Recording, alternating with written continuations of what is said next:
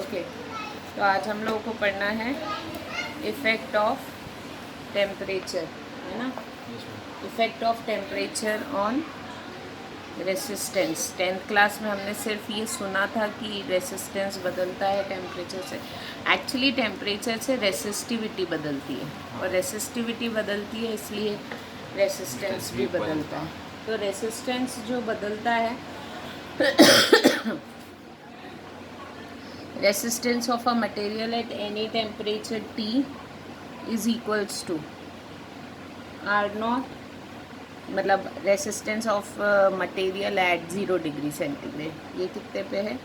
0 degree centigrade पे आपने उसके बाद मान लो उसमें टी टेम्परेचर से रेस किया, 3 डिग्री बढ़ाया, 0 से 45 डिग्री या फिर ऐसा। तो resistance at 45 degree is equals to resistance at 0 degree 1 plus alpha T. T is the rise in temperature. ये क्या होता है? जितना तुमने बढ़ाया है डिफरेंस, है ना, उतना राइज इन टेम्परेचर। तो यहाँ पे ये समझ में आ गया सारा। इसको कहते हैं temperature coefficient. Temperature coefficient of the material. और ये जो temperature coefficient of the material या फिर टेम्परेचर कोएफिशिएंट ऑफ रेसिस्टेंस, किसके की? Temperature coefficient of resistance. तो अल्फ़ा का फॉर्मूला यहाँ से बनेगा चेंज इन रेसिस्टेंस, यहाँ इधर उधर ले जाने पे, change in resistance upon original resistance into पर डिग्री राइज इन टेम्परेचर, जितना तुम बढ़ा रहे हो। तो इसका फॉर्मूला याद रखना। टेम्परेचर कोएफिशिएंट का फॉर्मूला होता है change in resistance upon original into rise in temperature. ठीक है, राइज इन टेम्परेचर। आ गई बात समझ में? अब ये याद रखना, टेम्परेचर कोएफिशिएंट की डेफिनेशन आ सकती है। तो temperature coefficient is the change in resistance पर डिग्री ओरिजिनल रेसिस्टेंस पर degree rise in temperature by Celsius और केल्विन, किसी से भी हो सकता है। तो ये डेफिनेशन है। अब ये याद रखना, ये जो टेम्परेचर कोएफिशिएंट मेटल्स के लिए ये जो टेम्परेचर कोएफिशिएंट होता है, इसकी वैल्यू होती है पॉजिटिव। तो अगर ये पॉजिटिव है तो ये 1 पे प्लस ही होगी। अगर 1 पे प्लस होगी तो ये बढ़ जाएगा, मल्टीप्लाई होगा आर नॉट में कुछ मल्टीप्लाई होगा ना प्लस का, मतलब आर टी आर नॉट से तो बड़ा ही आएगा। आई बात समझ में? तो अगर अल्फ़ा पॉजिटिव है मतलब टेम्परेचर बढ़ने पे रेसिस्टेंस बढ़ता है। किनके केस में? मेटल्स के केस में। टेम्परेचर बढ़ने से रेसिस्टेंस ऑफ द मटेरियल क्या हो जाएगा? इंक्रीज होएगा मेटल्स के लिए। उसके बाद जैसे हमारे पास इंडक्टर्स या फिर इंसुलेटर्स या फिर यदि हमारे पास इंसुलेटर्स या फिर सेमीकंडक्टर्स मतलब जो इंसुलेटर्स भी नहीं होते और कंडक्टर्स भी नहीं होते, इनके बीच के होते हैं, उनके लिए टेम्परेचर कोएफिशिएंट की वैल्यू क्या होती है? माइनस होती है। तो 1 में से कुछ माइनस होगा, मतलब वैल्यू आर नॉट से छोटी आएगी। तो हमारे यहाँ पे टेम्परेचर बढ़ाने पे इंसुलेटर और सेमीकंडक्टर्स का रेसिस्टेंस क्या होता है? कम होता है। फॉर एलॉयज़, जो एलॉयज़ होते हैं, एलॉयज़ मतलब जो मेटल के कॉम्बिनेशन से बनते हैं, उनके लिए अल्फ़ा जो होता है वो बहुत छोटा होता है, मतलब बहुत ज़्यादा इसकी वैल्यू नहीं होती। पॉजिटिव नेगेटिव यानी कुछ भी हो, बहुत 0.001 मामूली सा होता है टेम्परेचर कोएफिशिएंट। तो ये जो टेम्परेचर कोएफिशिएंट है, ये डिफरेंट टेम्परेचर पे डिफरेंट होता है एलॉयज़ के लिए।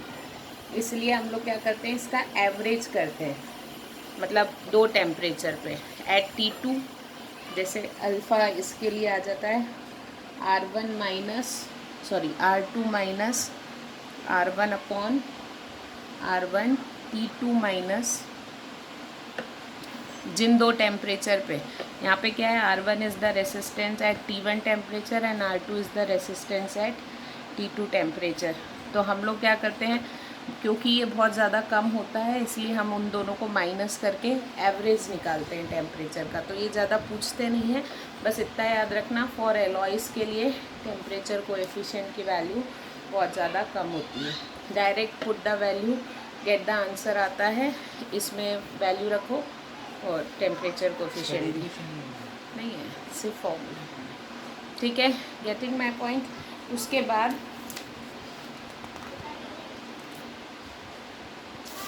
कल अपन ने रेसिस्टेंस का फॉर्मूला देखा था, R is equals to rho L upon A, है ना। उसका एक न्यूमेरिकल आप लोग को दिया हुआ है कि मान लो एक वायर है कोई 15 मीटर का और यूनिफॉर्म क्रॉस सेक्शन, एरिया उसका दिया है 6 × 10⁻⁻7 मीटर स्क्वायर। ये L दिया है, ये A दिया है, और बोला है रेसिस्टेंस इज़ मेजर्ड, R की वैल्यू मेजर्ड हुई है 5 ओम। आपको निकालना है रेसिस्टिविटी। ये तो simple put the value NCERT का क्वेश्चन है, निकाल सकते हो। ओके, तो उसके बाद दूसरा क्वेश्चन है, दूसरा क्वेश्चन थोड़ा सा अलग है।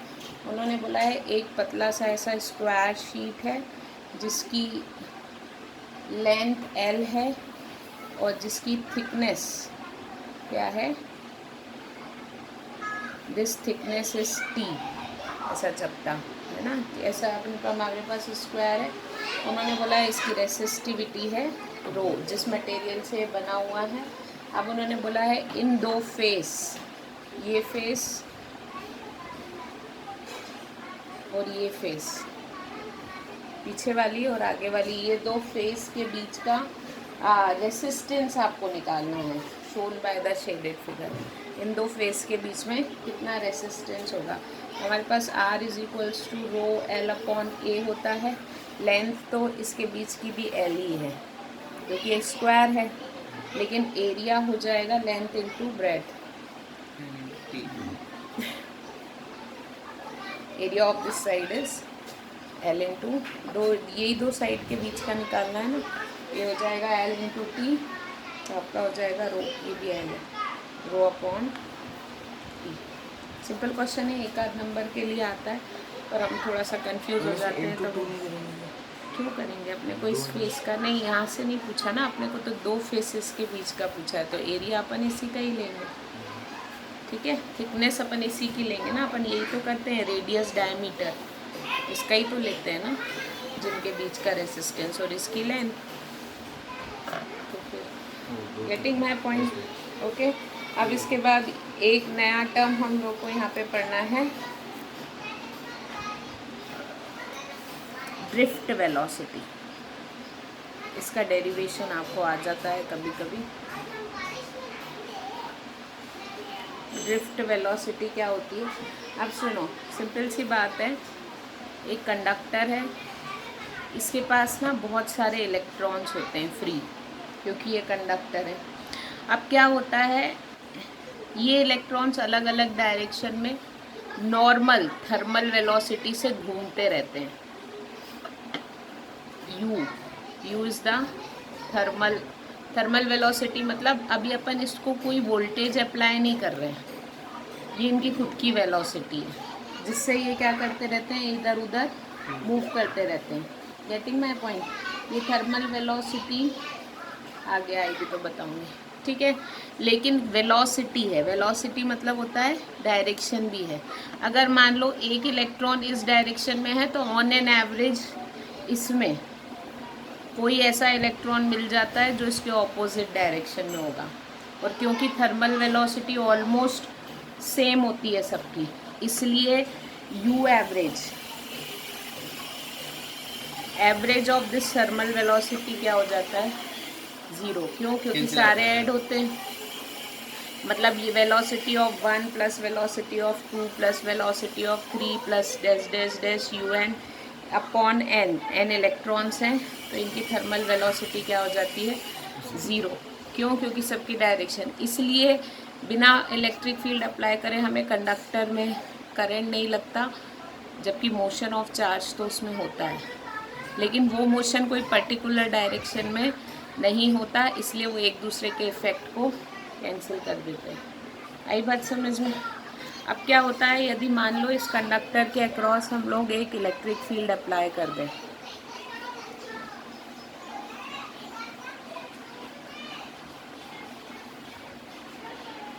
ये कंडक्टर है जिसकी लेंथ है L और जिसका एरिया है A।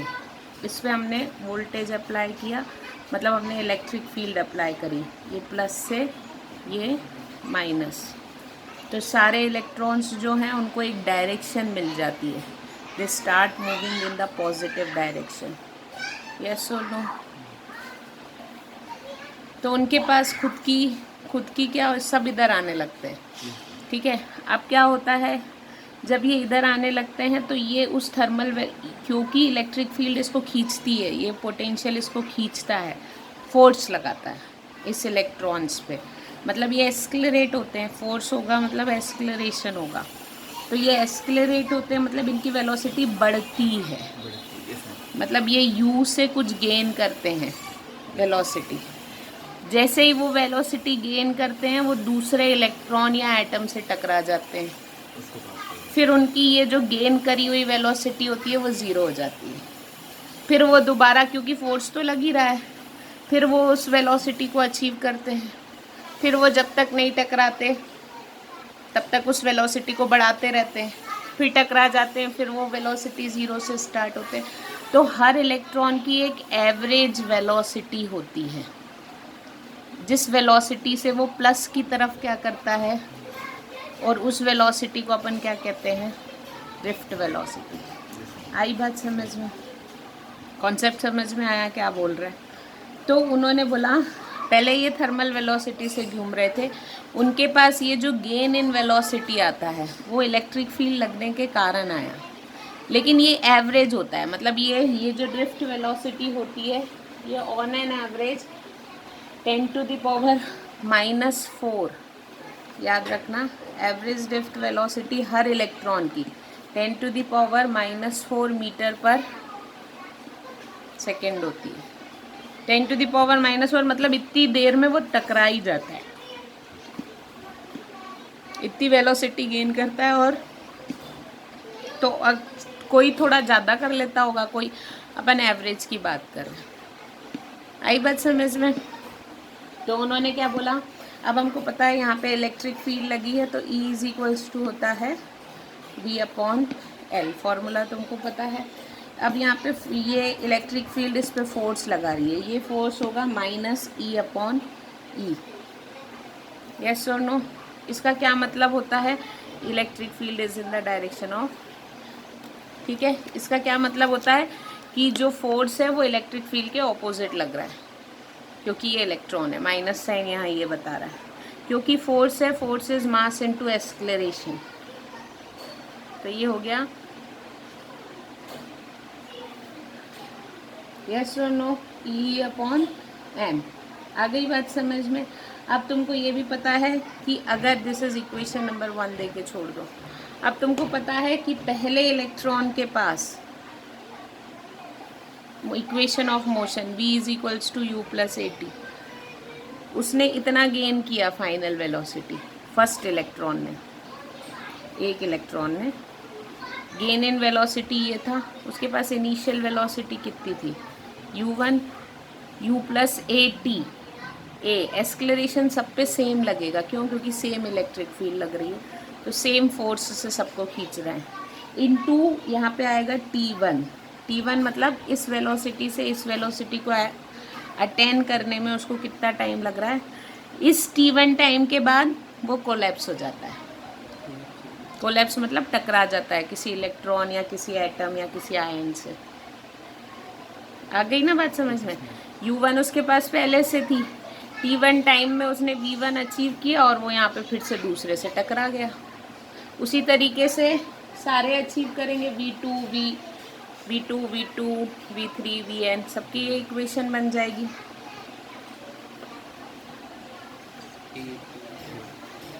आई बात समझ में?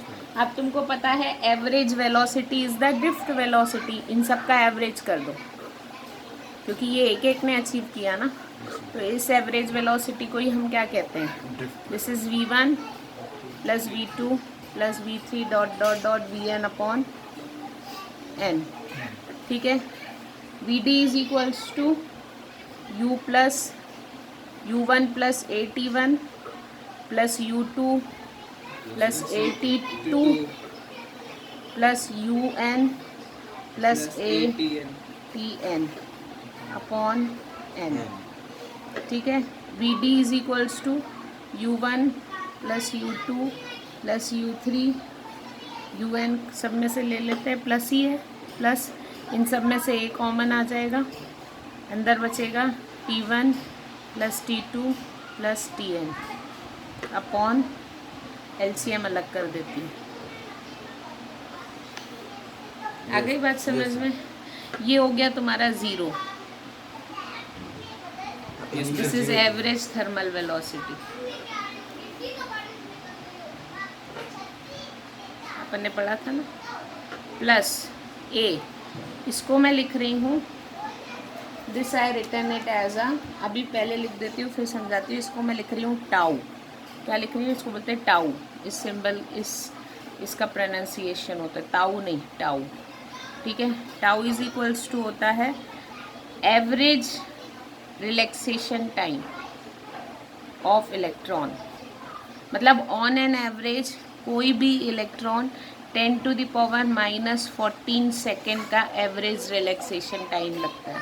मतलब दो कॉलिजन के बीच का एवरेज टाइम होता है 10⁻⁻4 सेकेंड। इसको अपन कहते हैं रिलैक्सेशन टाइम। इतनी देर के बाद वो टकरा जाएगा।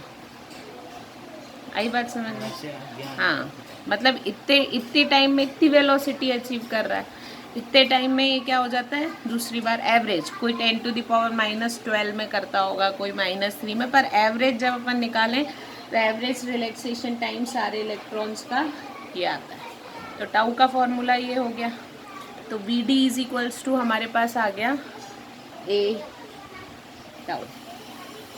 आई बात समझ में? अब a की वैल्यू रख देते हैं यहाँ से। तो vd इज इक्वल्स टू हो गया a इज इक्वल्स टू तुम्हारे पास था -e upon m into tau. Getting my point? Okay. तो vd का सिर्फ यहाँ पे नेगेटिव साइन हमें क्या, ये वेलोसिटी है, ठीक है। नेगेटिव साइन ये बता रहा है कि इलेक्ट्रिक फील्ड जिस डायरेक्शन में जा रही है वेलोसिटी उसके ऑपोजिट है। इलेक्ट्रॉन्स इधर आ रहे हैं और इलेक्ट्रिक फील्ड प्लस से माइनस है। तो this is your formula for drift velocity of an electron. आई बात समझ में? Getting my point? Okay. Average relaxation time tau is what?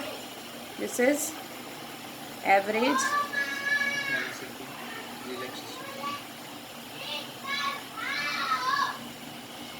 Relaxation time, या फिर इसको अपन बोल सकते हैं mean free path of electron. Mean free path मतलब जितना उसको लगता है टाइम। तो tau is the average relaxation time. अब इसके बाद हम लोग को पढ़ना है, इसका वो जो पहले टाउ आया था सेम ही है ये तो। सिंपल सेम है। कौन सा पहले टाउ आया था? अच्छा वो टॉर्क वाला नहीं, सिंपल सेम। हाँ सिंबल सेम है, बात दोनों अलग अलग होती है ना। वो टाउ इज फोर्स इनटू, ये टाइम है, सेकंड है। वो टाउ की यूनिट होती है न्यूटन इनटू मीटर। आई बात समझ? Relation between vd and I. आई बात समझ में? अब हमको ड्रिफ्ट वेलोसिटी और करंट में रिलेशन निकालना है। तो तुमको पता है वही सिर्फ वही फिगर है, यही फिगर है। इसका यदि हम वॉल्यूम निकालें तो वॉल्यूम हो जाएगा A into L, area into length. आई बात समझ में? अब उन्होंने बोला है मान लो there are n is number of electrons per unit volume, मतलब इलेक्ट्रॉन डेंसिटी। इलेक्ट्रॉन मतलब एक यूनिट वॉल्यूम में कितने इलेक्ट्रॉन हैं, इतने। आई बात समझ में? तो number of electron in conductor, this is, ये इतने एक यूनिट वॉल्यूम में, तो टोटल वॉल्यूम में number of electrons in total volume is एक में मल्टीप्लाई बाय टोटल वॉल्यूम। एक यूनिट वॉल्यूम में n है, टोटल वॉल्यूम हमारा कितना है, तो फिर चार्ज की वैल्यू क्या हो गई, therefore charge, total charge is q is equals to NE होता है। हमारे पास कितने इलेक्ट्रॉन हैं, इतने, एक का चार्ज कितना होता है E, तो जितने इलेक्ट्रॉन हैं उसको चार्ज से मल्टीप्लाई करना। आ गई बात समझ लो? तो charge Q, this is the charge Q on the conductor. आ गई बात समझ में? अब उन्होंने बोला है, तुमको पता है ये इलेक्ट्रॉन है, इसको इतनी लेंथ का word, speed is equals to time is equals to distance upon speed. Yes और नो? मान लो इसको पूरा लैंड ट्रैवल करने के लिए कितना लैंड ट्रैवल करना है, L। What is the average drift, average velocity is drift velocity, और इसको L लेंथ कवर करने में कितना टाइम लग रहा है, T टाइम लग रहा है। यस और नो? ठीक है। This is your equation number 1, this is your equation number 2। I is equals to होता है, ठीक है, Q की वैल्यू रख दो, L इसकी value L into VD, L से L, I is equals to हमारे पास फॉर्मूला बना NEAVD।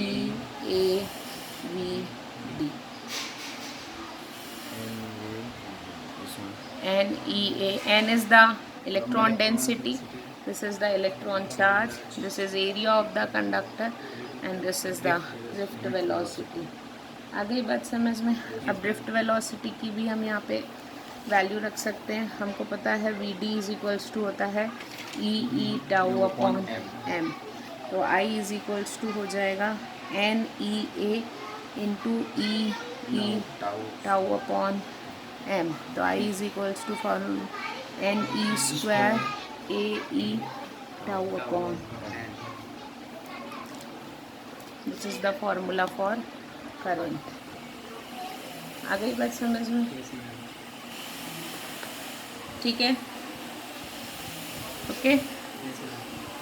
इसके बाद एक चीज़ और देख लेते हैं, हम ओम्स लॉ निकाल सकते हैं, deduce Ohm's law drift velocity से, है ना। तो हमको पता है I की वैल्यू ये होती है, ठीक है, I की वैल्यू ये भी होती है। अगर मान लो यहाँ पे I is equals to NE square A tau upon M into E करूँ, तो I इज इक्वल्स टू लिख सकती हूँ NE square A tau upon M into V upon L, ठीक है, ठीक है। V अपॉन I करना है, V अपॉन I, तो इसको यहाँ ले जा रही हूँ, इस पूरे को ऊपर ले जा रही हूँ, तो ML NE स्क्वायर। अब देखोगे मास कांस्टेंट है इलेक्ट्रॉन का, लेंथ फिक्स है, N is number density fix है, E चार्ज फिक्स है, एरिया फिक्स है, रिलैक्सेशन टाइम 10⁻⁻14 होता है, तो ये पूरा क्या हो गया, और यही होता है ओम्स लॉ, ठीक है। तो R यहाँ पे हमारा रेसिस्टेंस का फॉर्मूला बनता है ML, this is the formula for, यहाँ पे एक नया फॉर्मूला हमने रेसिस्टेंस का पढ़ा। आगे बात समझ में? ठीक है, okay. So this is all about today. कल हम लोग पढ़ेंगे मोबिलिटी,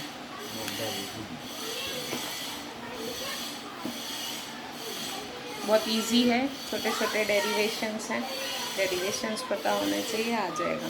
ठीक है।